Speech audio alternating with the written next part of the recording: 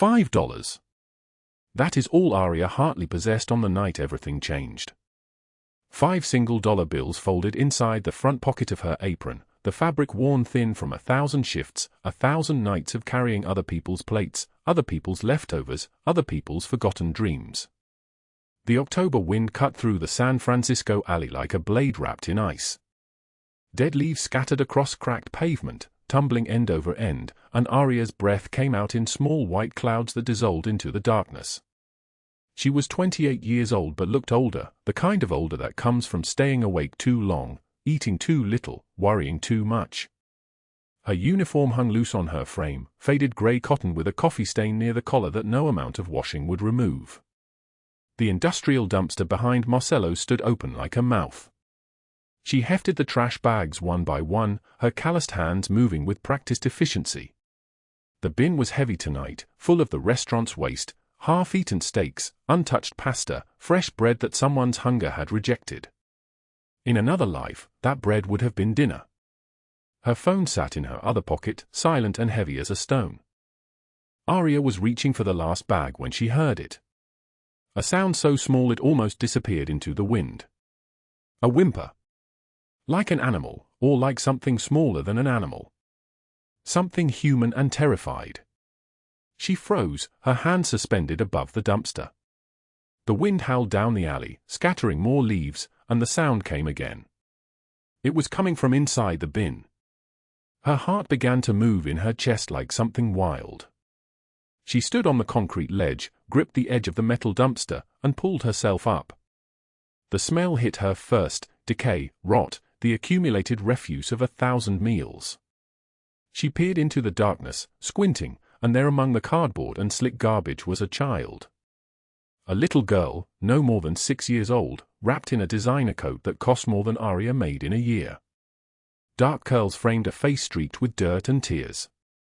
The child's eyes were wide and glassy with shock, and when she saw Aria looking down at her, she whispered one word into the garbage-scented darkness. Papa. Aria didn't think. Her body simply moved. She climbed into the dumpster, cardboard collapsing under her shoes, and reached for the child. The little girl felt light in her arms, impossibly small and impossibly fragile, and Aria cradled her against her chest, whispering without knowing what words she was speaking. The child was shaking. The designer coat was torn in 3 places, and her shoes, expensive leather shoes with a pattern of small flowers, were missing. "It's okay," Aria breathed. "You're okay. I have you now." That was when the world became sound and light. The convoy arrived like a storm made solid. Black SUVs screeched into the alley, tires shrieking against asphalt, and suddenly the narrow space was flooded with headlights so bright that Aria had to shield her eyes. Doors opened. Footsteps. Multiple footsteps, heavy and coordinated. Men in suits began emerging from the vehicles, and she saw the shape of guns, the hard lines of people trained to break things. The men stopped when they saw her. Aria stood there in her faded maid's uniform, holding someone's child against her chest, surrounded by trash and garbage and the detritus of a wealthy restaurant's excess. The child's small arms were wrapped around her neck. And from the lead SUV stepped a man. Nicholas Caruso was 42 years old and carried the kind of presence that made space around him feel smaller. He was tall, 6'2", broad-shouldered, with dark hair that caught the alley's light like oil on water. His suit was black and tailored to perfection, worth more than Aria's annual salary. He wore a gold watch on one wrist and a silver ring on his left hand, and there was a thin scar that ran from the corner of his right eye down to his cheekbone, a white line against olive skin that told a story of violence. He stepped forward. His face, which had been set and cold and dangerous, suddenly transformed. The hardness collapsed out of his features like a building imploding. His eyes, dark grey, the color of a storm before it breaks, went wide, and he stared at the child in Aria's arms the way a man might stare at something he thought was dead and had come back to life. "Sophia," he whispered. The word came out broken, like glass on marble. "Sophia." Before we continue with this story, drop a like if this moment hit you, if you felt the shock of it, the way a single second can shatter everything. Share this with someone who needs to know that miracles happen in the darkest places. Subscribe so you don't miss what comes next, because what you're about to learn will change how you understand this moment entirely. Now let us go back. Back to the beginning. Back to 24 hours earlier, when none of this had happened yet, when Aria Hartley was simply trying to survive the next 2 weeks. The shelter on 8th Street smelled like industrial cleaner and broken dreams. Aria sat on the edge of the cot in room 7, holding the phone to her ear, listening to her sisters breathing on the other end of the line. Emma was in St. Mary's Hospital, room 317, and the cancer in her blood had decided to come back. The surgery is $220,000, the doctor had said. Not the full amount, insurance covered some of it. But the remaining balance, the amount that stood between Emma living and Emma dying, was $22,000. $22,000. In 14 days. How much do you have? Emma's voice came through the phone, small and tired. Aria, don't lie to me. Aria looked at the bills on the cot beside her. 2 shifts at the restaurant. 1 shift at the care home. $56.17. After she paid for the bus pass to get to the hospital tomorrow, it would be $51. After she bought the rice and beans that would last her 5 days, it would be $38. I'm working on it, Aria said. You always say that. The girl on the other end of the line, she was only 19, had been living with their mother when she got sick. Their mother, who had walked out of Aria's life when Aria was 9 and never came back. Their mother, who had custody of Emma by accident and intention, was not working to save her life. That work belonged to Aria. It had always belonged to Aria. I'll figure it out, she said. I promise. She hung up the phone and sat in the gathering darkness of room 7, watching the last light drain from the window. The shoes were in a box under the cot.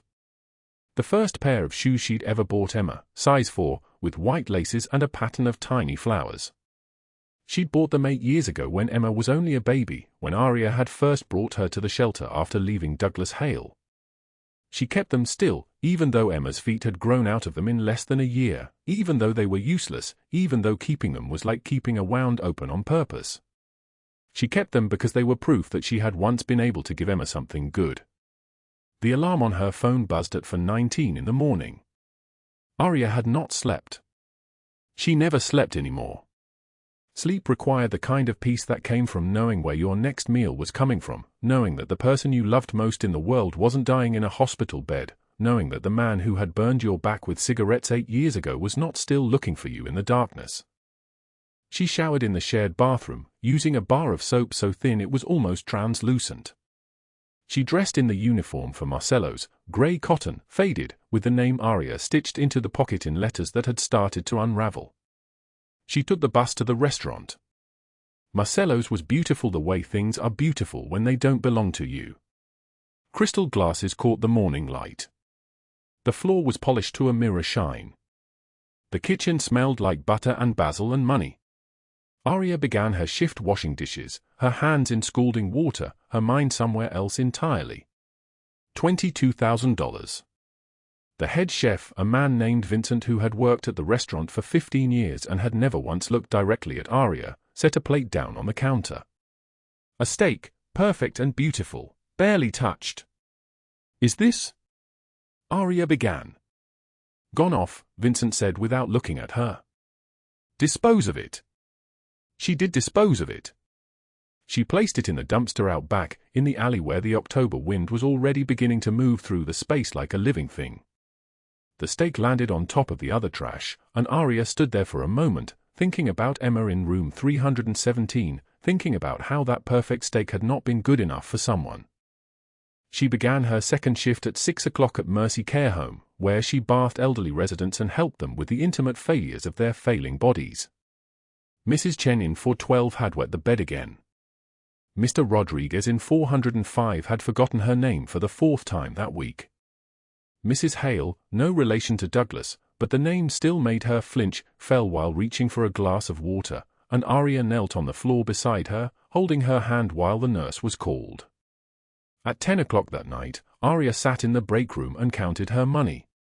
$8.73 remained from the previous week. She had earned $6 in tips at Marcello's. $2 from Mr. Rodriguez, who had pressed them into her hand and whispered, "For the pretty girl."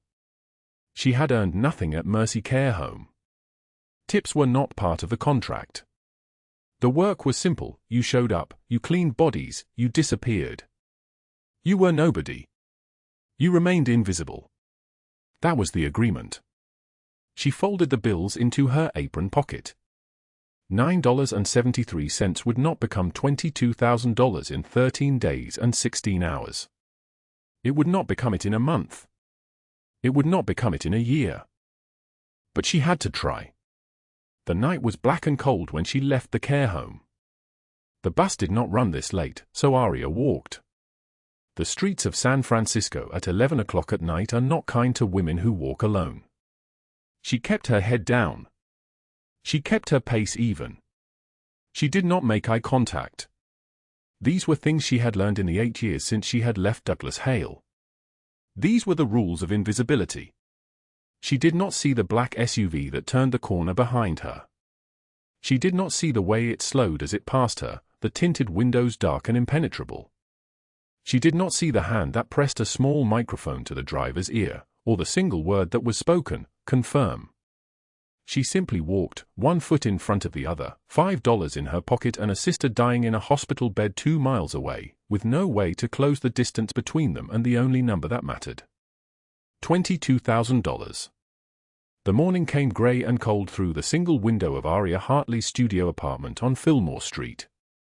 She sat at a scratch table that had belonged to someone else before her, someone she would never know, and she counted her money. $8.73 remained from the previous week. She had earned $6 in tips at Marcello's restaurant, where she worked the lunch shift and cleared plates that other people had finished eating.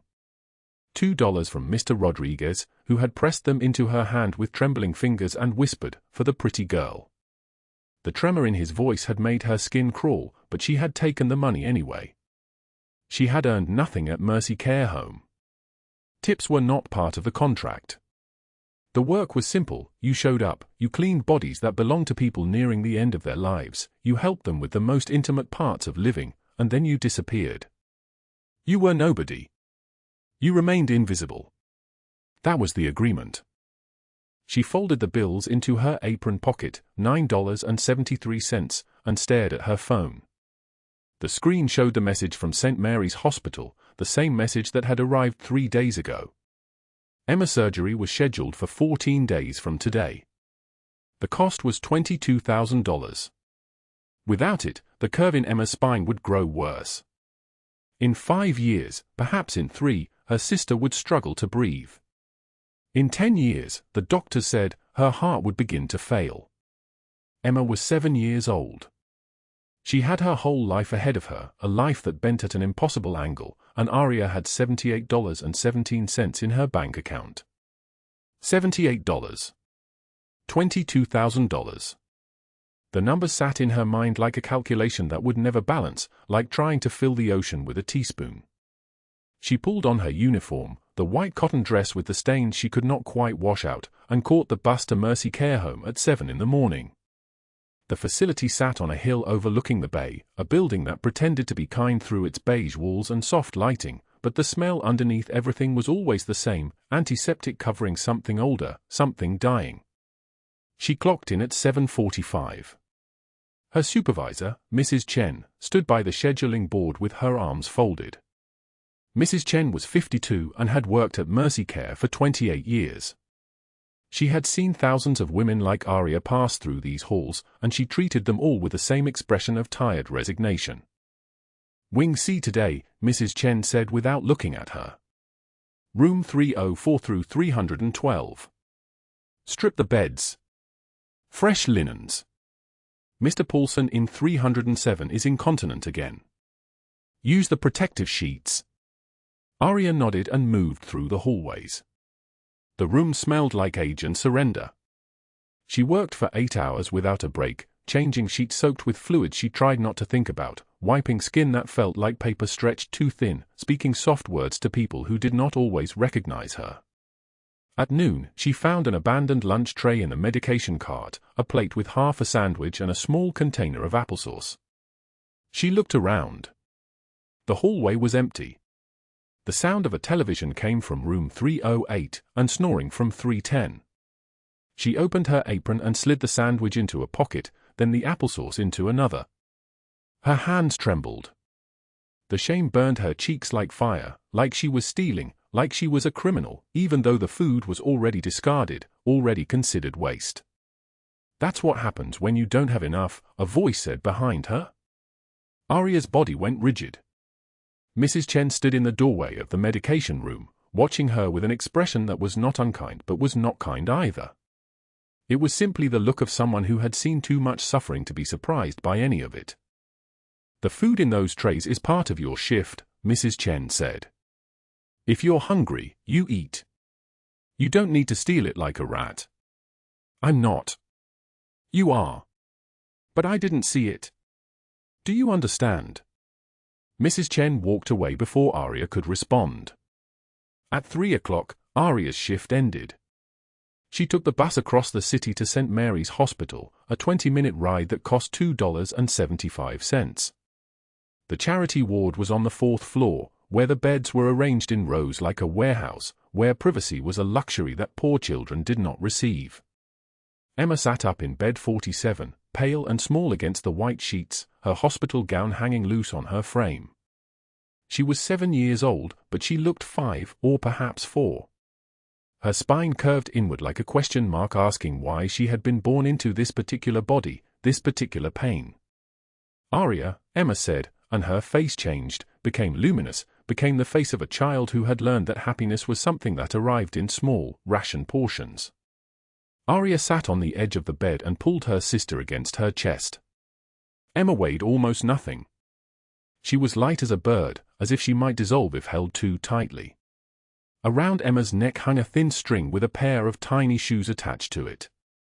They were brown leather, worn smooth by time, with white laces that had been carefully retied 1,000 times. They were Emma's first shoes, from when she was a baby, back when their mother had still been alive, back when they had lived in a small apartment with a kitchen that smelled like cooking and safety. Aria had kept those shoes through everything, through the shelter, through the years of running, through the time when she had almost believed she would not survive. She had given them to Emma 3 months ago. "To keep you safe," she had whispered. "When are we going home?" Emma asked into Aria's chest. "Soon, baby. Soon." "When is soon?" Aria did not answer. She held her sister and felt the irregular curve of her spine and counted the days in her head. 14 days. $22,000. Her shift at Marcello's would earn her perhaps $40, minus taxes. Her shift at Mercy Care would earn her $85. In 14 days, if she worked every single day, if she slept no more than 4 hours a night, if she begged for extra shifts and took every bit of overtime, she might earn $2,000. 10 times that amount would be needed. "Are we going to be okay?" Emma whispered. The question hung in the air like a weight. Aria was 29 years old, but she looked 40. The years of running, of fear, of rationing every single thing, had aged her in ways that mirrors could not show but bodies always knew. She had scars on her back that mapped out 8 years of violence. She had learned to make herself small and invisible. She had learned to survive. But survival and okayness were not the same thing. Always, Aria lied. "We're always going to be okay." The night came dark and cold when she left the hospital. The bus stopped running at 9 o'clock in the neighborhood where her apartment was located, so she had purchased a used car 3 years ago for $900, a sum she had saved $1 at a time. It was a 2003 Honda Civic with a crack in the windshield and a sound in the engine that suggested it was held together by luck and prayer. She drove home slowly, conserving gas, arriving at her apartment at 9:45.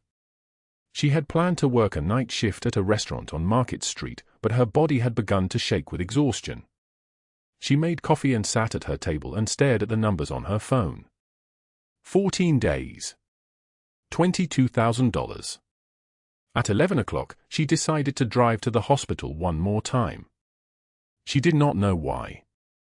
Perhaps to sit outside Emma's window and watch her sleep. Perhaps to feel close to something that mattered. She left her apartment and drove south toward the bay, and the city fell away behind her. The highway stretched dark and empty, and the wind began to move. Not the gentle wind of autumn, but something harder, something that carried cold from the ocean and promised rain. Dead leaves scattered across the asphalt like small hands reaching. The engine made a sound like something breaking. A sound like metal screaming. The car lurched, and Aria gripped the steering wheel. She tried to accelerate, but the engine coughed and died. She coasted to the shoulder, and the silence that followed was absolute, broken only by the wind and the distant sound of other cars passing on the distant freeway. She sat in the dark and did not cry. Her tears had dried up somewhere on a Greyhound bus 8 years ago, after she had finally escaped. She had nothing left to cry with. She turned the key. The engine did not respond. She tried again. Nothing. The temperature inside the car began to drop. Her breath fogged the windshield in small clouds. She had $45 in her wallet. A tow truck would cost $150. She did not have $150. Time passed. She did not count it. The wind grew worse, and she wrapped her arms around herself. The highway remained empty.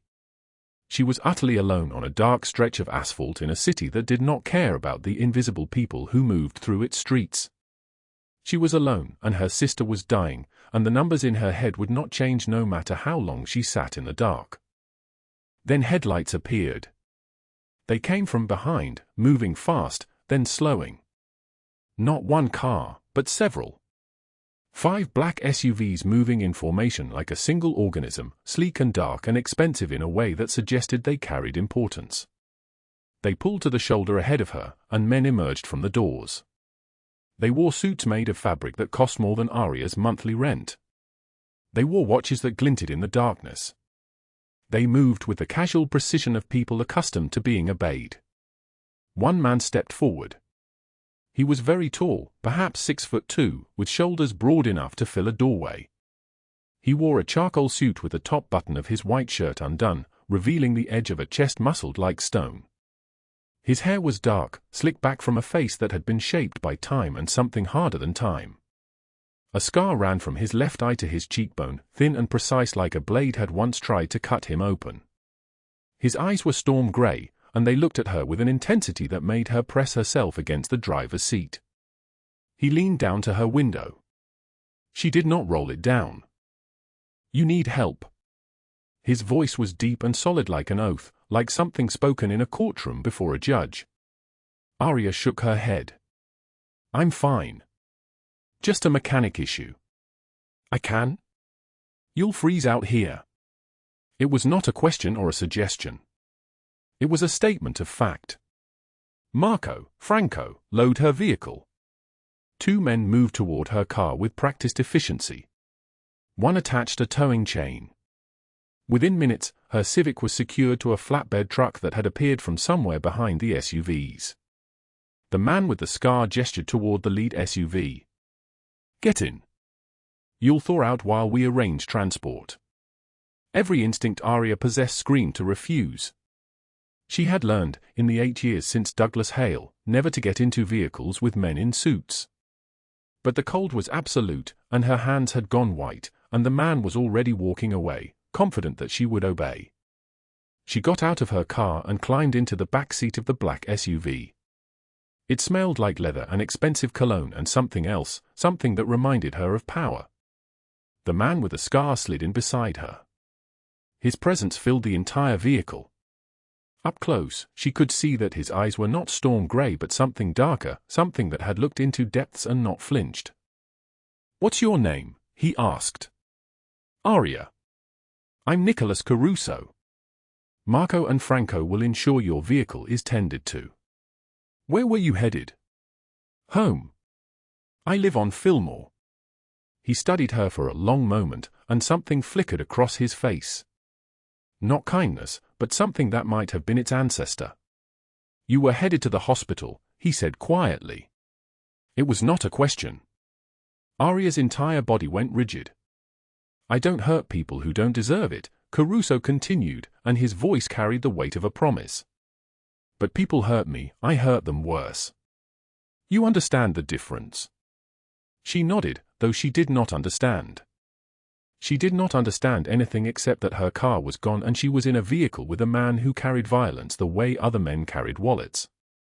The SUV began to move, and through the dark window, she watched the highway disappear behind them, carrying her further away from Emma and the hospital and the only numbers that mattered. What she did not know was that at that very moment, in a penthouse downtown, a phone was ringing with news that would change everything. His daughter Sophia had been taken. And in the terrible mathematics of fate and circumstance, Aria Hartley's intersection with Nicholas Caruso was not an accident at all. The black SUV cut through San Francisco's streets like a blade wrapped in ice, and inside, Aria Hartley sat motionless, her apron still clutched in her lap, the $5 bill still folded in the pocket. The heated leather seats hummed beneath her, and she was terrified of leaving a stain. Through the tinted window, the city blurred past, neon signs, closed storefronts, the skeletal branches of November trees bent in the wind. She had never been in a car this expensive. She had never been anywhere this clean.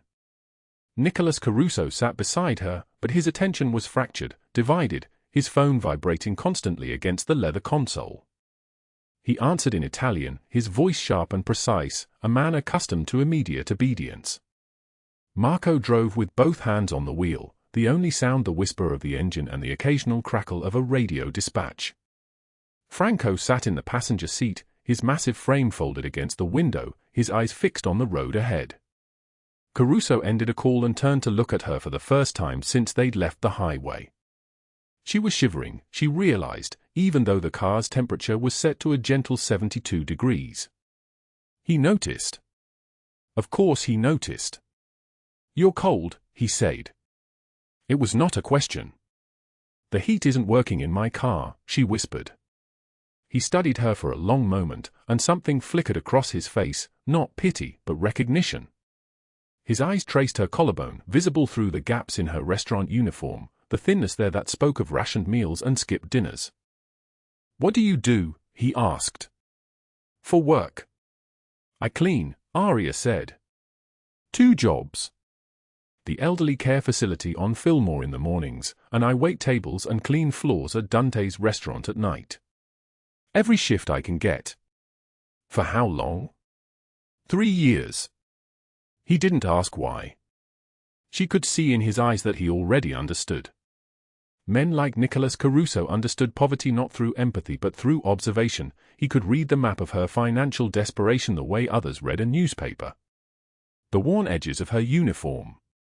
The holes in her shoes that she'd tried to patch with electrical tape. The way her hand shook slightly as she held her apron, not from fear but from the tremor that came with chronic hunger. The SUV descended into underground parking beneath a wine bar in the financial district. Marco used a key card. The lights came up automatically, and they parked in a space marked with a single letter, C. Caruso climbed out and gestured for her to follow. She stepped onto concrete still damp from cleaning, and the cool air hit her face. He led her through a door that looked like solid brick, but it opened onto a narrow staircase descending into darkness. Music drifted up, the clink of glasses, the murmur of voices, the snap of a deck of cards. The underground poker room opened before her like a cathedral dedicated to wealth. Green felt tables stretched across the space in neat rows. Armed men in black suits stood at intervals along the walls, watching with the blank expressions of trained security. The ceiling hung low, thick with cigar smoke that seemed to glow in the amber light of wall sconces. And the cashier stacks of it, orderly and absolute, rising like miniature skyscrapers on every table. The kind of money that would erase her every debt, her every midnight worry, her every calculation of which bills could wait another month. "Stay close," Caruso said. They passed through the main room without stopping. Eyes tracked them, curious, cautious. Who was the thin woman in the restaurant uniform? What was her purpose here in this place where only a select few were ever granted entrance? Caruso did not acknowledge the stares. He walked as though he owned the space because, almost certainly, he did. They entered a private room in the back.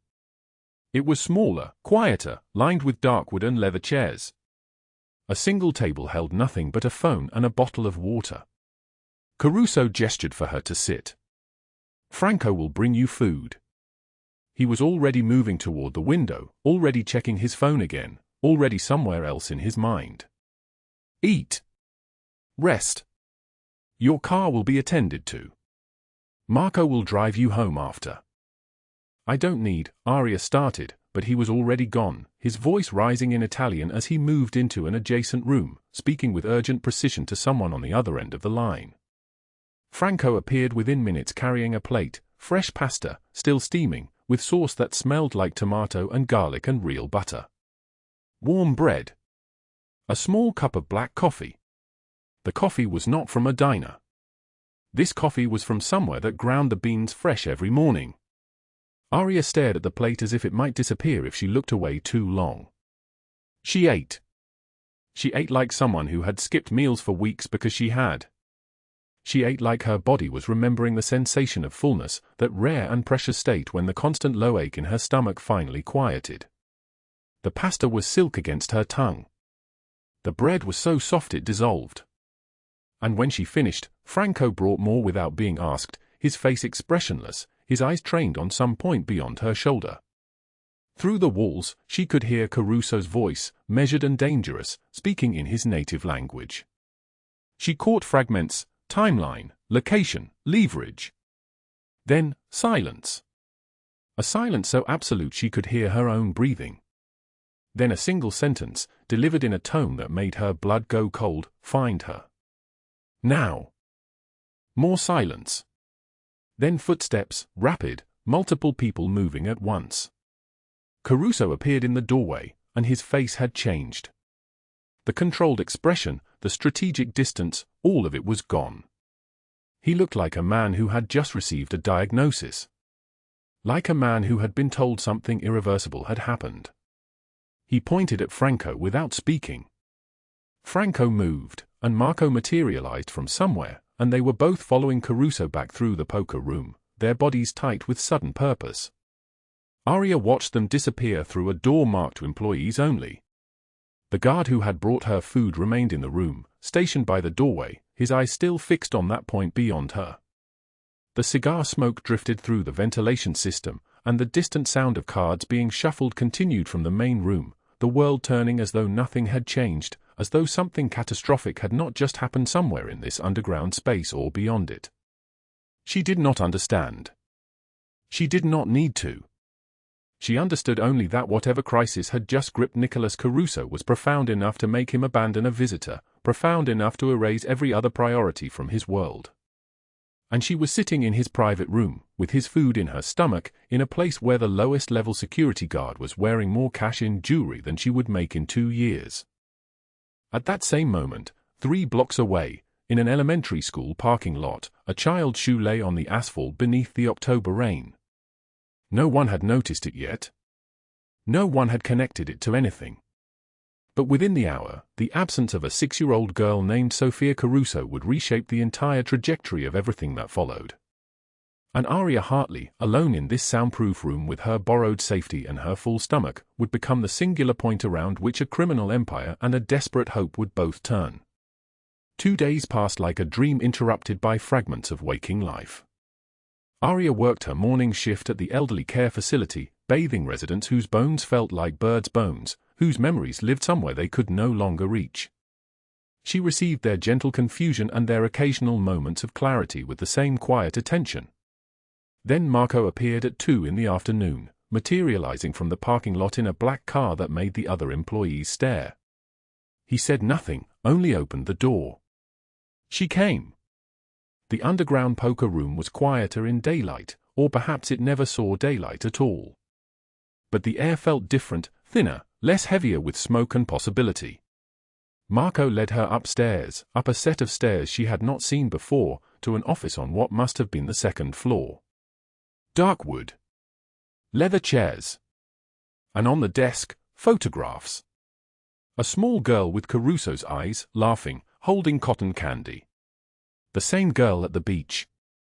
The same girl asleep on a couch, her mouth open, innocent and trusting. Caruso sat behind the desk, and Aria could see that he had not slept. His eyes were red-rimmed, the whites traced with broken vessels. But he was alive. He was here. He was upright and breathing. "Sophia is safe," he said before Aria could ask. "Because of you." Aria had no words. The garbage bin. The rain. The weight of the child in her arms, impossibly light, a bundle of soaked clothes and shock and survival. "You pulled her from a trash bin," Caruso continued, and his voice did not shake, but it was very close. "You kept her warm. You kept her alive. And you had nothing. You were going to miss your sister's surgery, and you still pulled her from a trash bin." "I didn't think," Aria started. "No," he said. "You did not think. You acted. That is what separates people who matter from people who do not." He leaned forward. His hands were clasped on the desk, steady, controlled. "What do you need?" She almost lied. She almost said nothing. But the exhaustion was deeper than her caution. "My sister," she said. "Emma. She needs surgery. The hospital wants $22,000. I have 4 days left to raise it, and I have $78 to my name." The words came out like they had been waiting in her throat for years. "I work every hour I can. It's not enough. It will never be enough." Caruso did not blink. "Done. I will have it wired today." She heard the words. She did not believe them. "Why would you help me? I'm nobody." "You are the woman who pulled my daughter from a trash bin," he said, and for the first time, something trembled in his voice. "That makes you more than most people I will ever know." The door opened. A man entered, mid-40s, expensive suit, the kind of cold smile that reaches the face but never the eyes. He introduced himself as Douglas Hale, said he had come to discuss a real estate venture, apologized for the interruption.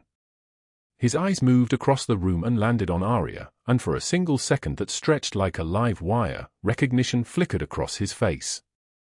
Aria's body moved without consulting her mind. She stood. She left. Her legs carried her from the office and down the stairs and through the poker room, and she did not stop moving until she was outside, breathing the San Francisco air, tasting metal on her tongue. She did not see Marco watching her from the office doorway, his expression troubled. She did not see Caruso's sudden stillness, his eyes narrowing, his entire attention pivoting toward the woman he had just saved as though she had suddenly become transparent and he could see something terrifying underneath. For days later, Emma had her surgery. It happened at St. Mary's Hospital on a Tuesday morning. Aria sat in a waiting room that smelled like antiseptic and hope. The money had arrived. The surgery was scheduled. Her sister would live. She would walk.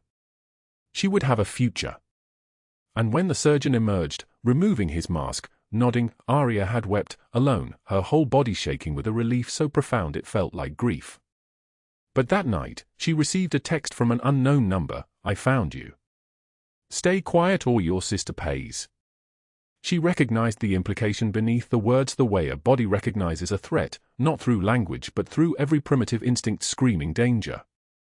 3 hours later, a woman appeared at the hospital. Cordelia Blackwood. Mid-50s, elegant in the way that suggested generations of inherited wealth, her blonde hair arranged with precision, her jewelry minimal but devastating in its cost. She found Aria in the hallway outside Emma's recovery room, and she smiled. It was the smile of someone who had never been told no. "Miss Hartley," she said. "What a small world. I heard about your sister's surgery. Complications can happen so easily in hospitals, don't you think? One medication error. One monitor that fails to alarm. Such terrible things occur." She touched Aria's shoulder, and her hand was cold. "I do hope her recovery goes smoothly. That would depend so much on your discretion." Aria understood without needing the words clarified. Hale had reached her. Hale had used his wealth and his connections and his victim's network, all funneled through this elegant woman who broke promises for money and silenced women for profit. And now Aria was trapped between two terrors, the man who hunted her, and the man who had just saved her. She could not tell Caruso. She could not risk it. Cordelia had access. Cordelia had connections inside the hospital. One delayed medication. One missed vital sign. Emma's recovery could reverse in an instant. That night, Aria sat in her apartment holding the first pair of shoes Emma had ever worn, size 2, pink with white lace, an artifact from the shelter when Emma had been only months old. She held them and trembled, knowing that somewhere in this city, Douglas Hale was closing in, and she was running out of time. The highway stretched empty under the October night, the kind of darkness that swallows sound. Aria stood at the exact spot where her car had broken down weeks before, where Nicholas Caruso had found her shivering behind the wheel. Now she stood alone, and the cold cut through her thin coat like a blade wrapped in ice. Her phone trembled in her hand. Another text from Douglas Hale. Tomorrow. Meet me or I visit the hospital. $9 remained in her pocket. $9 and a sister who was fragile, recovering, dependent on Aria's protection. The wind scattered dead leaves across the asphalt, and with each gust, Aria felt the walls closing in. She thought of the 8 years of scars on her back, the map of abuse that Hale had drawn across her skin. She thought of the women in his network who had disappeared, swallowed by his operation, erased. If she met him tomorrow, she knew what would happen.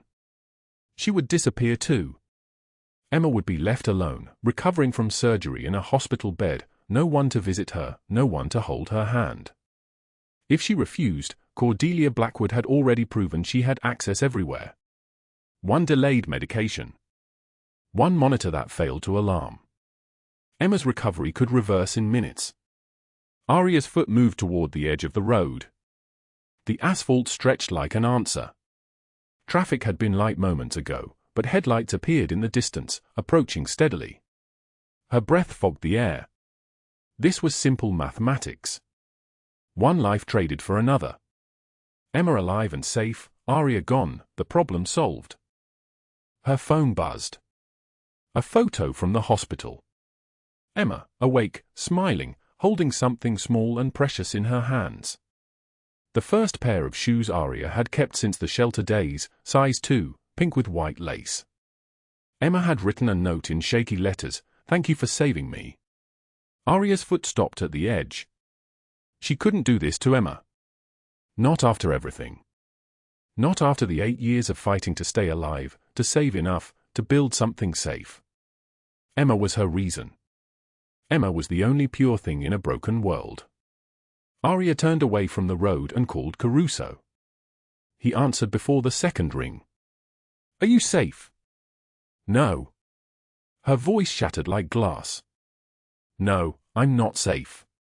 I need to tell you something. I need to tell you everything." The silence on the line was absolute, the kind of silence that precedes violence. "I'm listening," he said. His voice was calm, but she could hear something shifting beneath the words, something cold and dangerous stirring in his chest. She told him about Hale. About the 8 years before Caruso found her, the trafficking network, the women who never escaped. She told him about Cordelia Blackwood's cold hand on her shoulder at the hospital, about the fabricated complaint that got her fired from the care home, about the texts that arrived each night with coordinates and times and threats. She told him about Emma at risk, about the impossible choice, about standing on the highway deciding whether to step into traffic. "Where are you?" Caruso's voice was different now. Harder. Like a blade cutting through air. She told him the location. "Don't move. Don't talk to anyone. I'm 10 minutes away." 20 minutes later, the SUVs arrived. 12 of them, black, moving through the night like a gathering storm. Caruso stepped out of the first one, and he walked to her without hesitation. He was wearing a cashmere coat that cost more than a year of her old rent, and without a word, he wrapped it around her shoulders. His warmth surrounded her, solid and real. "You should have told me sooner," he said. She sobbed against his chest. I was afraid. She said she had access to the hospital. She said one medication error, one missed alarm. It's over, he said. I'm going to fix this. But I need you to trust me. She nodded into his coat. That night, Caruso called a meeting in the private room above the warehouse, the one with mahogany walls and a single window overlooking the bay. Marco and Franco arrived first, then 5 others. But the men he was waiting for came last. The Salvatores. The rival family. The same family his brother Dante had betrayed him 2 years ago, when Dante had believed money mattered more than blood. Caruso looked at the Salvatore's eldest son, Vincent, a man with a scarred face and eyes like winter. I have something to give you, Caruso said. Douglas Hale. Human trafficker? He's been operating in this city for 8 years. He's destroyed more lives than I can count. He tried to move against someone under my protection. Vincent's expression didn't change, but something flickered in his eyes. Why would you bring this to us? Because, Caruso said, an old debt between our families needs to be erased. And because you have your own reasons to hate traffickers. Vincent's jaw tightened. His own sister had been taken by traffickers 15 years ago. She was never found. We have a deal, Vincent said. At 2 a.m., the operation began. Caruso's men, Marco and Franco leading, 12 total, dressed in black, moved like ghosts through the city. They moved with purpose and precision, each footstep measured, unhurried. The Salvatore's men moved with them, a temporary alliance forged in mutual hatred of predators. Hale was at one of his warehouses, the one in the abandoned industrial district where he kept his operation. The building had no windows, only a single loading dock and a reinforced door. Marco drove a van directly through it. The raid lasted 90 seconds. Doors kicked in. Men poured through the building. Hale tried to run through the back exit, but Franco was waiting. Franco caught him by the collar and slammed him against the concrete wall hard enough to crack the plaster. Hale screamed, but the sound died in his throat when he saw Caruso standing in the center of the warehouse, still wearing his cashmere coat. Hale was zip-tied, his hands wrenched behind his back. His face was white, his breathing fast and shallow like a cornered animal. He tried to speak, tried to negotiate, his voice pitching higher with each word. Caruso, please. We can work this out. I have money. I have connections. I have information about. You put your hands on someone under my protection, Caruso said. His voice was ice. There's no working this out. The Salvatore's men dragged Hale toward an unmarked van. He screamed Caruso's name, begged, twisted against the restraints. His screams echoed through the warehouse and died in the October night. The van door closed. The engine started. He was never seen again. Simultaneously, in a downtown office building, Caruso's lawyer was delivering a file to the FBI field office. 8 years of evidence. Photographs. Financial records. Bank transfers. Communications between Cordelia Blackwood and Douglas Hale. Bribes to police. Payoffs to hospital staff. Blackmail photographs of people who had tried to help victims. Everything. Federal agents read through the night. At dawn, they drove to Cordelia Blackwood's mansion in Pacific Heights. The house was pale stone and arched windows, the kind of house that represented generations of inherited power. 14 agents in windbreakers, guns visible, moved up the driveway. Cordelia was in her bedroom, still in her silk robe, when they knocked. The sound of that knock, sharp, official, the sound of authority she could not dismiss or bribe, must have registered something in her because she opened the door already knowing. Cordelia Blackwood, the lead agent said, "You're under arrest for conspiracy to commit human trafficking, obstruction of justice, and conspiracy to obstruct justice. You have the right to remain silent." She screamed about lawyers, about connections, about the injustice of it all. The agents didn't listen. They placed handcuffs on her wrists, the same wrists that had once touched Aria's shoulder with cold certainty. They led her down the grand staircase in her silk robe, past servants and household staff, past the paintings and the crystal and everything she had built on silence and suffering. The perp walk was on every news channel by 9 a.m. Cordelia's face twisted in rage, her blonde hair disheveled, her elegant composure shattered. 40 counts. 40 years minimum. Her reputation, her wealth, her power, all of it, gone in one morning. At the hospital, Aria watched the news with Emma curled against her side. When Cordelia's face appeared on the screen, Aria didn't feel triumph. She felt something quieter. Relief. Like a weight finally setting down. Emma squeezed her hand. Is the bad lady going away? Yes, Aria whispered. She's going away for a very long time. Emma nodded, satisfied with this justice in the way only children could be. She didn't understand prisons or years or federal charges. She only understood that the person who had been cold was now being taken away, and that meant Aria was safe. That night, Caruso came to the hospital. He didn't knock. Marco and Franco waited in the hallway while Caruso entered Emma's room. Emma was asleep, her small hand holding the pink shoes against her chest. Aria stood at the window, watching the city lights blur through tears. It's done, he said. She turned to face him. In the soft light from the monitor, she could see the exhaustion on his face, the weight of decisions made. He had made a deal with a rival family. He had orchestrated an operation that dismantled a trafficking network. He had burned bridges and rebuilt them, all in a single night. I know, she said. I watched. He moved to her, and for the first time since they'd met, Aria saw something vulnerable in his expression. Something that had nothing to do with power or control or empire. Just a man, standing in a hospital room at midnight, looking at the woman he had come to love. You're safe now, he said. Both of you. You're safe. 1 month had passed since the October darkness swallowed Douglas Hale screaming into federal custody. 1 month since Cordelia Blackwood's elegant world collapsed on live television, her face twisted in rage, her blonde hair disheveled, her composure shattered like bone beneath a hammer. 40 counts. 40 years minimum in a cell smaller than Aria's first apartment. At the hospital, Aria sat beside Emma's bed, watching the news on a muted television bolted to the wall. Emma's small frame was healing, the doctors said the physical scars would fade, that her body was stronger than anyone expected.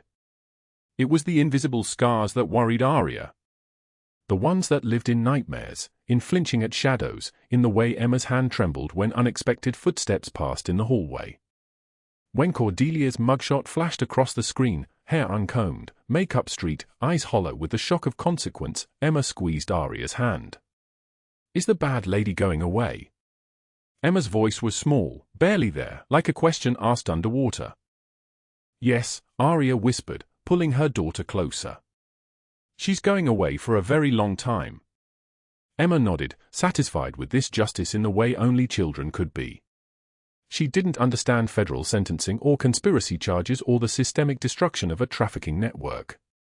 She only understood that the person who had been cold was now being taken away, and that meant Aria could stop looking over her shoulder every single second of every single day. That night, Caruso came to the hospital. He didn't knock. Marco and Franco waited in the hallway, their black suits standing guard like sentries, while Caruso entered Emma's room alone. Emma was asleep, her small hand clutching the pink shoes against her chest, the same shoes Aria had kept for 8 years, a silent promise that someday, someone would need them, would wear them, would survive. Aria stood at the window, her forehead pressed against the cool glass, watching the city lights blur through tears she didn't know she was crying. It's done, Caruso said from the doorway. His voice was rough, sand and gravel. She turned to face him. In the soft glow of Emma's heart monitor, she could see the exhaustion carved into his features, the weight of decisions that could never be unmade. He had made a deal with a rival family, information for protection, a cooperation that would reshape the entire underground landscape of San Francisco. He had orchestrated an operation that dismantled a trafficking network, burned bridges, rebuilt them, all in a single night. The cost was written in the lines around his eyes. I know, she said. I watched. He moved toward her, and for the first time since they had met on that highway, Aria saw something vulnerable in his expression. Something that had nothing to do with power or control or empire. Just a man, not a mafia boss, not a king of the underworld, just a man standing in a hospital room at midnight, looking at the woman he had come to love. You're safe now, he said. Both of you. You're safe. She wanted to say something, but the words caught in her throat like birds beating against wire. He didn't wait for her to respond. He moved to Emma's bedside, looked down at the sleeping child, at the shoes she held like a talisman. Something in his face shifted, a kind of recognition, as if he understood that these shoes meant something sacred. I've set up a position for you, he said, turning back to Aria. One of my legitimate businesses. Wine distribution company in the Mission District. Regional manager. Real salary, real benefits, no strings. He paused, watching her carefully. You start Monday. Aria's stomach tightened. I can't take anything from you. I can't owe you. You don't owe me, Caruso said, his voice like thunder wrapped in velvet. I owe you. I owe you everything. You saved my daughter's life. You looked into an abyss and chose to see a child instead of a way to survive. That is a debt I will spend the rest of my life repaying. He stepped closer. Let me do this. Let me give you a life that isn't counted in days until you can't eat anymore. She wanted to refuse. She had spent 8 years refusing help, refusing pity, refusing to be anyone's burden. But standing there in the hospital light with Emma sleeping between them, Aria realized something: accepting help wasn't weakness. It was trust. And she had learned to trust this man in the way she had learned to trust very few people. Okay, she whispered. 3 weeks later, Aria signed a lease on a small apartment in the Richmond district, 2 bedrooms, clean, safe, with windows that let in actual sunlight instead of the perpetual grey of desperation. The rent was $1,200 a month. Her new salary was $4,800. For the first time in 8 years, the mathematics of survival stopped being a daily crisis. She could breathe. She could plan beyond the next 48 hours. Emma came home from the hospital on a Tuesday afternoon in November. Physical therapy started immediately. Twice a week, Aria drove her to a clinic where a woman named Dr. Patterson helped Emma relearn how to trust her body, how to move without pain, how to understand that her body was hers and nobody could take it again. Aria visited Caruso once, 2 months after that night in the hospital. She brought Sophia a gift, wrapped carefully in brown paper, a children's book about a girl who built a house from dreams and starlight. Sophia answered the door in a private mansion in Pacific Heights, her tutors dismissed for the afternoon, her nanny conveniently absent. When she saw Aria, her entire face transformed into pure joy. You came back, Sophia said, 8 years old and wise in the way traumatized children become wise. She hugged Aria, and Aria felt something in her chest crack open like an egg, spilling light everywhere. I told you I would, Aria said. Sophia took the book and opened it immediately, sitting cross-legged on the marble floor, reading the first pages with hunger. Caruso appeared in the doorway between the living room and hallway, watching them in silence. Aria felt the weight of his gaze like a hand on her shoulder. She didn't look at him directly. If she did, she might stay, and she wasn't ready to stay. Thank you, Sophia said, looking up from the pages. The lady found me. In the dark place. She found me and brought me out. Aria's throat closed. She kissed Sophia's forehead and stood, finally meeting Caruso's eyes. Something unspoken passed between them, gratitude, longing, the beginning of something neither could name. She saw his jaw tighten, saw his hands ball into fists at his sides, saw him force himself to remain still. Make sure she's safe, he told Marco as Aria left the mansion. Always. The months unfolded like pages in a book no one was writing. Aria worked hard at the wine company, learning the business, impressing her colleagues with her attention to detail and her hunger to excel. She didn't mention that she was learning everything she could because this was her only chance, because she had to prove that she deserved this life, that she could stand on her own without anyone's help. At night, she walked with Emma through the neighborhood, watching her daughter's body grow stronger, her smile become easier, her nightmares come less frequently. She didn't see Caruso during those months, though she knew his men watched from a distance, a figure in a parked car 3 blocks away, a presence that never intruded but never completely withdrew. She told herself she was grateful for his protection, that was all. She built her own life, made her own money, rented her own apartment. She was healing, inch by inch, scar by scar. But some nights, alone in her bed after Emma was asleep, she thought about the man who had wrapped his cashmere coat around her shoulders on a highway at midnight, who had destroyed her monsters without hesitation, who had stepped back when she needed to walk forward. She thought about his hands, his voice, the way he had looked at her in the hospital room like she was the only real thing left in his empire of darkness. She pushed those thoughts away. She was building her own life now. She didn't need saving anymore. 1 year later, Aria stood at the floor-to-ceiling window of a penthouse overlooking San Francisco, the city lights glittering below like scattered diamonds, the October wind howling against the glass but unable to penetrate the warmth of this space. She wore a tailored dress in deep burgundy, her hair styled, her posture carrying the confidence of someone who had survived the unsurvivable and claimed victory on her own terms. She was regional manager now at Caruso's wine company, a position she had earned through relentless work and an eye for detail that her superiors couldn't ignore. Emma was healthy, thriving in a good school, her scars fading but never completely invisible. Aria had learned that invisible scars were part of the landscape of survival, and she would carry them forever like a map of where she had been and where she refused to go again. The penthouse belonged to a friend hosting a charity gala. Aria had been invited as a donor, a role she never imagined occupying. She had stepped out to the balcony for air when she heard footsteps behind her.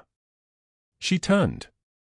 Nicholas Caruso stood there in a black suit that cost more than her first month's salary, older somehow, deeper lines around his eyes, but still commanding, still dangerous, still the man who had changed the direction of her entire life. She hadn't seen him in a year, though she knew he had been watching from the shadows. "I heard you were here," he said. "I had to see for myself." Her heart stopped. Started again. "See what?" He stepped closer, looked out at the city, then back at her. The October wind rattled the window. Somewhere in the distance, a siren wailed through the streets below. "For a year, I've carried something I need to say," he said. His voice was different now, softer, more human, less like thunder and more like rain. "The night you called me from that highway, terrified and alone, I realized something. My entire life, people have stayed with me because of fear or money or obligation. My brother betrayed me.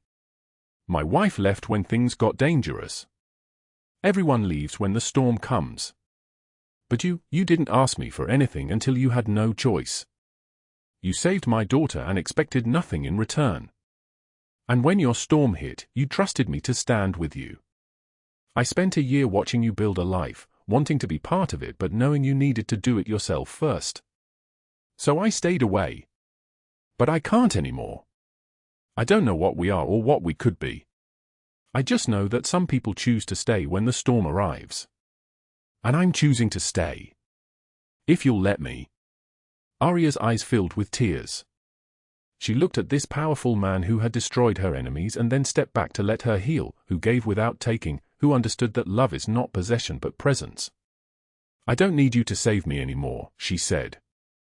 "I know," he replied.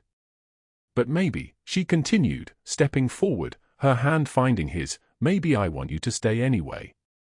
He smiled, rare and real, the smile of a man who had learned what it meant to be human instead of powerful. They stood together at the window, the city below, the October wind howling outside but unable to reach them in this warm, safe space. Family is not always bound by blood but by those who choose to stay when the storm arrives. If this story moved you, hit that like button and share it with someone who needs to hear it tonight. Subscribe and turn on notifications because tomorrow, we have another story that will remind you why love and loyalty are worth fighting for. Drop a comment telling us what family means to you. We read every single one. Until tomorrow, remember, the strongest families are built in storms.